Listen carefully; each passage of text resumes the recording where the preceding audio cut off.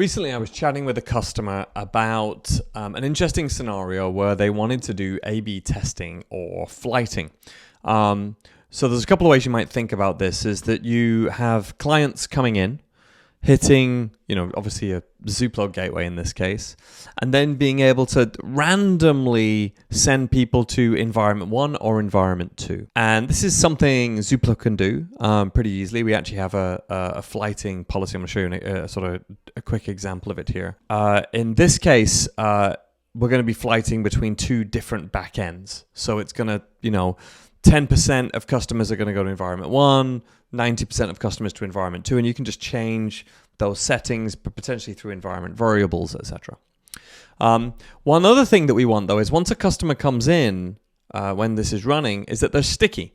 So if a customer comes in here with a certain JOT token, we're going to keep them going to the first environment that was randomly selected for them. So with a large N, it will be 10 to 90 distribution, or 40 to 60, whatever you like. But they will be sticky for that session. This is a great way of testing a new deployment, for example, sort of blue-green testing and what have you. Now, another thing we can actually do here is you can actually have a Zuplo gateway in front of other Zuplo gateways. And so what might be interesting as a way of using this is having this flighting gateway in front of one Zuplo gateway, but both the main environment or the A environment and the B environment. So as you're pushing changes, you can dynamically flight people between those. And I'm just going to show you this as a sort of very simple example where I've got a flighting gateway here set up. And so it's just routing all requests to the underlying gateway.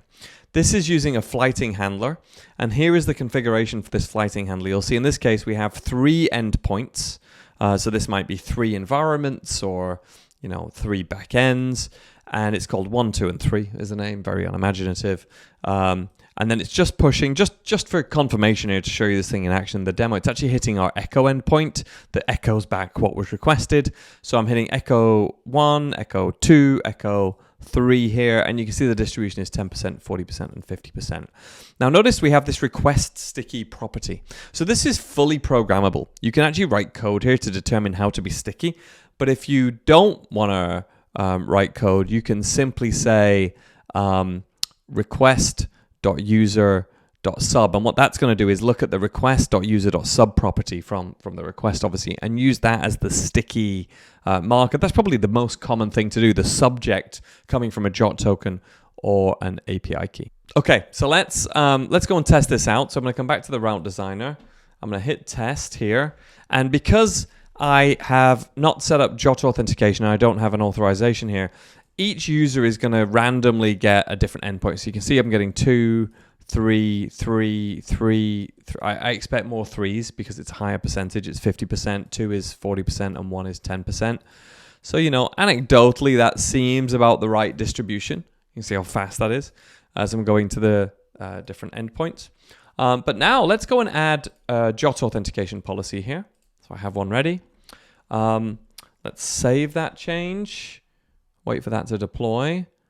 And now I'm going to set authorization.